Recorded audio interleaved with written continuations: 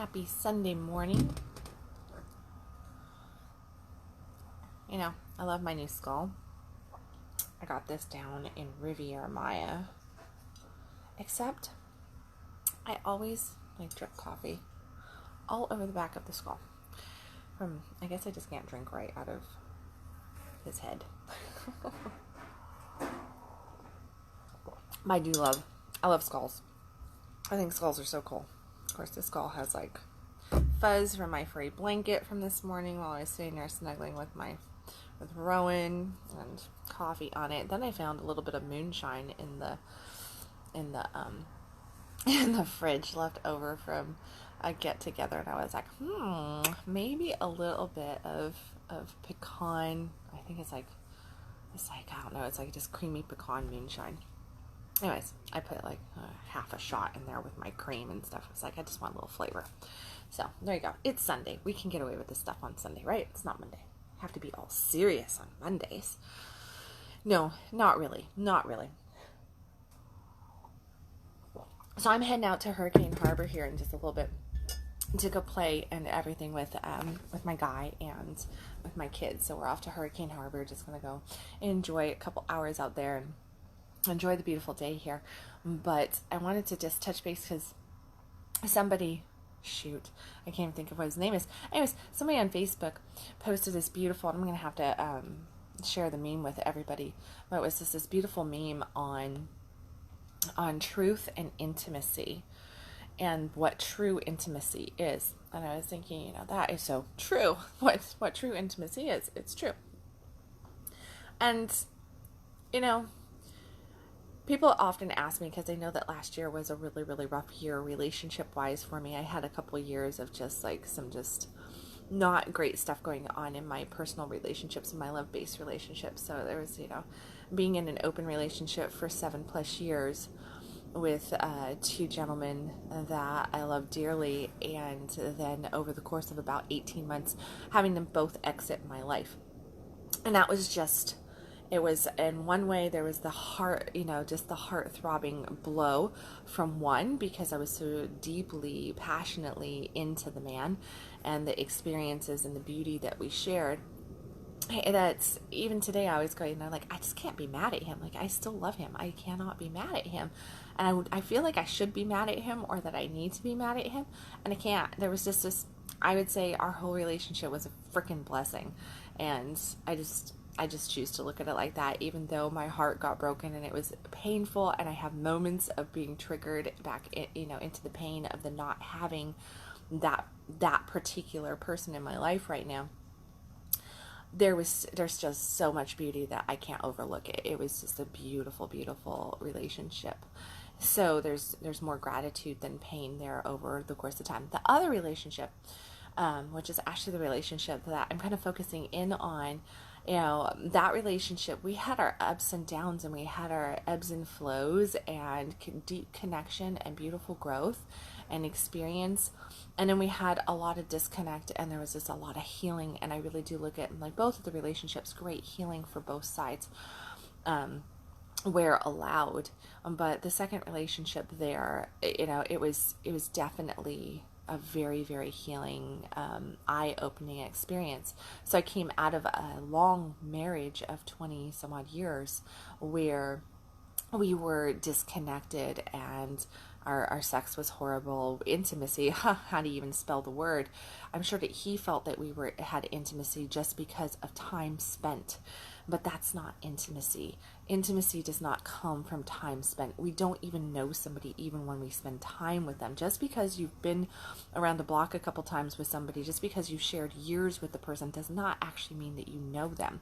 And anybody who's been in a long relationship understands that right there, that when we are in relationship, you actually have to be in it to get to know somebody. You can't just, deal with just the outside expression of them all the time. You gotta go inward. You've got to go deep. You've got to experience intimacy, which means vulnerability, which means surrender, which means, holding space for somebody, creating a safe space for them, giving and taking and asking and setting boundaries and talking about some of the tough stuff, which we just don't do in our intimate relationships. We will discuss our needs, our desires, our boundaries with our friends. We'll discuss it with other people. We'll read about it. It's hot topic in, so many different magazines. It's hot topic on different real TV shows that are out there that are trying to, like Big Brother stuff. Yeah, all of that stuff gets talked about. But when it comes down to our actual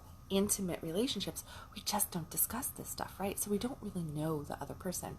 There's not a whole lot of truth telling in our intimate relationships, is the reality. That's the reality. Like, we are the least truthful with the people that we are having sex with the people that we are sharing our lives with. We share different truths, but when it comes down to our actual needs, what's really going on mentally, what's really going on in our heart space, we block it, we shut it down, and we do not express our truth. So there is really not that much integrity, and there certainly isn't real intimacy happening, because intimacy only happens through truth, through inquiring, through holding space, through going in and doing the deep work and going, you know what? You're human. There's some stuff that happens. Yeah, I may not like every aspect of you, but I love you as a person, and I'm your safe space. I'm you. I can handle this. I can hold that. So, how does that relate to the second guy that I was talking about? We had this ups and downs and everything, but coming out of my 20-year marriage, when I moved into that relationship with him, the beautiful, beautiful gift that he gave me in this lifetime was the lesson of having space held, being able to bring to the table some really difficult conversations, some just like breathtaking in multiple ways conversations, to be able to bring to the table different expressions of myself, different needs, different desires that I had, and to just lay them out there. And not until the very, very end, funny enough, not until the very end, and we had an argument over like nothing big, but all the way through it, through the big stuff, through the little stuff, there was a holding of space. There really was. There was a holding space. Now, currently, I would say that we actually hold space for, hey, Ninja, look at the comment we got here. I'm not even repeating that, and that's not needed, and I really dislike distasteful little boys like that. So, everybody who's watching this, you can see the comment that I'm talking about. Anyways, if you're catching on the live stream, the comment will be gone, so will the person. It really is interesting that when through that time frame with him, what that experience was that awakening of that I could ask, I could make a statement, and there was not going to be a retraction of the relationship in some fashion or form. There was not going to be all of this different stuff going on where a lot of people are scared to ask for their needs in the bedroom. A lot of people are scared to ask for their needs in life in general.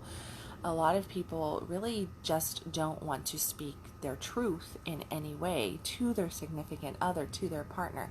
And that really builds up a lot of bitterness, because what ends up happening is that when we do that, if we swallow our needs, if we swallow our boundaries, if we swallow our desires, if we don't speak from that intimate part of ourself and let our partner know who we are, what our needs are, what our, where we're at any given moment, and have those tough conversations, then what happens is bitterness rises up, resentment. Because what are we doing? We're putting all of our power into somebody else's hands, and we're expecting them to be psychic. We're like, no, you should just be a great mind reader. You should just see see what's going on. And I have this couple clients right now that are going through this. And inevitably it is the woman saying it to the man, and she's like, well, how could you not know for the last 10, 12, 20 years, whatever the relationship time frame is, how could you not know from, I mean, physically, couldn't you see the expression on my face? Couldn't you see my resistance to that? Couldn't you feel my resistance to that? Yet you still pushed because you wanted what you wanted. When we do things like that and we put that onto somebody else, our expectations of that other person, it's going to make us crash. We're going to get upset. We're going to get hurt from that because we're not actually speaking it. And in our relationships, a lot of things get sidestepped. A lot of things just, we don't see it because we are so close to the situation, or we just assume, oh, they're in a mood, but we don't really think that we're pushing over anything in particular. When in fact, we're like bulldozing over the other person's feelings. We're bulldozing over their boundaries. We're bulldozing over their needs. We're just taking advantage of them, but we don't really see that we're taking advantage of them because we're so close. It's just a relationship. We view things completely differently. Yeah, our partner's sitting over there going, man, like, didn't you notice my pain? I have this one client, she said she absolutely hates giving oral sex. And every time she has given oral sex in like the past, she started to cry, and she was crying, and she took it as though her husband would look away from her when she was performing oral sex on him, and she thought that he understood that it was that traumatizing to her, and so he wanted it so bad that he was looking away. Now, his side of the story is completely different, right? Like, he didn't realize. He was like, oh, this is amazing. That feels good. And he was just thinking that she was like really, really, like really going after it, and like the whole sexy gag thing going on, which causes tears. And if you are going that direction, you can cry during those. And it cannot always be a bad cry. They did not communicate for 20 years about this. For 20 years, she's getting bitter. For 20 years, she's being traumatized. For 20 years, she is feeling that there is significant, like, torture going on here, and that he doesn't care about her, that he just wants what he wants. Now, did he want what he wanted? Absolutely. But is it within the realm of possibility that because of her not speaking her truth, that he didn't even realize? Because if she was like, okay, fine, let's do it, and then goes ahead and starts it, isn't that a mixed, I mean, even if something's going on, it's still up to the person experiencing the emotion to express it, right? To say, hey, I'm not okay with this. I'm not good with this. You cannot expect anybody else to ever read what's going on in your mind, feel what's going on in your heart, or know what's going on in your physical body. If you are experiencing some sort of pain, trauma, disconnection, anger, frustration, you've got to vocalize it. Numbness, that's popular. I don't feel anything at all. You need more time with, to build up to stuff. You need to be able to express your feelings. You need to be able to express your thoughts. You need to be held. You need to just share stuff. There's lots of beautiful ways to communicate those difficult conversations without really causing a lot of trouble in a relationship. If two people come together and want the best for the relationship and want depth and intimacy and truth, if truth is a primary focus in your relationship, realize that you're not always going to like what you hear. You're not always going to like what the other person has to share. That's part of truth. Truth is quite often not very pleasurable. But without it, we walk blind, we walk deaf, and we have no communication. We're not able to speak, and when we do not feel safe to speak, intimacy is completely lost. And once that happens, you've basically just got friction sex going on. It is that fast food sex that I go to, and it is the destroyer of no matter what the relationship is, short-term, long-term, marriage of many years. The love will dissipate when the intimacy and the truth, the integrity is no longer there. So I ask you today to look at your relationships, especially your intimate relationships, because this is where this comes up. I ask you to look at your intimate relationships and say, where can I lean in a little bit here and be just a little bit more in integrity. And use that word, because integrity really truly does encompass everything. Where can you be in integrity? That means alignment. Alignment with your mind, your feelings, and your actions. Okay? That's different than any other word out there, okay? So how are you aligning your thoughts, your feelings, and your actions in your intimate world? Are you truly bringing intimacy into your relationship, into the bedroom, by speaking your truth, by asking for your needs, by stating your desires, and holding limited expectations around them?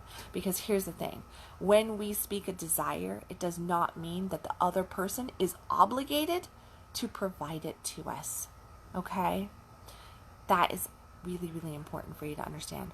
When we speak a need, when we speak a boundary, that these are things that we need to discuss. If it is a boundary, then we need to actually go, whoa, all right, how do we make sure that you can feel safe? How do we make sure that you can feel secure in this so that you can open? Boundaries are vitally important, and boundaries can grow and change. They can also shrink. Much like our trust, which is freely given on the front side, when it gets breached, when it gets broken, we shrink it back down. And now it's a lot harder to earn the second round or the third round, right? And inevitably, somewhere, it's broken too far. So ask yourself, where can I be more in integrity in my intimate relationships or intimate relationship? Okay? Ask yourself that today. Addison Bell and I are teaching a class speaking of integrity, speaking of sex, speaking of intimacy, speaking of all this really cool shiz that I'm talking about the last couple weeks here on the relationship world and sex world. If you are local to the Dallas-Fort Worth area, Addison Bell and I are teaching a men's dating workshop that's coming Saturday called Only Sexy Men Need Apply. It is a phenomenal workshop where we are going to be teaching you gentlemen exactly what sexy is. And don't let the banner fool you on this one. Yes, we've got Dwayne Johnson on there. We've got what's-his-face, Aquaman, that I can never remember his name. And I can't remember the third guy. Shoot. That was Addison's pick. I chose Aquaman and Dwayne Johnson. Yeah. I like those two. Anyway, but yes, those guys are sexy on the outside. But anybody who's watched any interviews with the three gentlemen that are on our banner also knows that they have humor, also knows that they are very real, down-to-earth, easygoing guys that will joke around, that have different, attitudes towards life, that they came from difficult backgrounds and they worked their butts up to where they're at today. So I want you to realize that sexy is not a look. Sexy is a feeling. Sexy is about confidence. Sexy is about playfulness. Sexy is about how much presence you bring to the table. It is not about your physique. It is not about your pocketbook. Because I've heard some guys say, oh, well, those are all millionaires sitting on your banner. That I'm not a millionaire and I don't look like that, so this workshop's not for me. This is not for the guys that look like that. This is not for the millionaires out there, unless you're suffering from confidence and issues, unless you're suffering from not being able to be present, which, by the way, a lot of those guys can't bring to the table as well. They might bring cockiness, but they don't bring confidence. And confidence is the name of the game when it comes to sexy. So check out Sexy Men, Only Sexy Men Need Apply dating workshop. And if you are local to the Dallas-Fort Worth area, please click on the link, sign up, get your butt in there. Let's get you registered so that you can start attracting the dynamic, beautiful women into your life that you want. Outside of that, if you're looking for one-on-one coaching, assistance on anything, you want to learn about what true intimacy is, you want to learn what your actual integrity is and how it rates, because you just feel that this discord in your life, you feel disconnected, you just keep attracting the same people in your life, you're completely unhappy in your marriage, you feel unseen, unheard, nobody's listening to you, they don't care, blah, blah, blah, all this stuff, you can't speak your truth at all. Yeah, you've had an affair, you're thinking about having an affair, all that kind of stuff. Well, before you go and act out on some of those ideas and feelings, reach out to me, click on the link for the consult in the comment section down below, and get your bum into my office so that we can talk it through and get you standing firm in your integrity, where you can meet where you can meet true, deep intimacy and connection. And as always, stop existing, start living. I love you guys, and I will catch you tomorrow with another Conscious Life. Bye, everybody.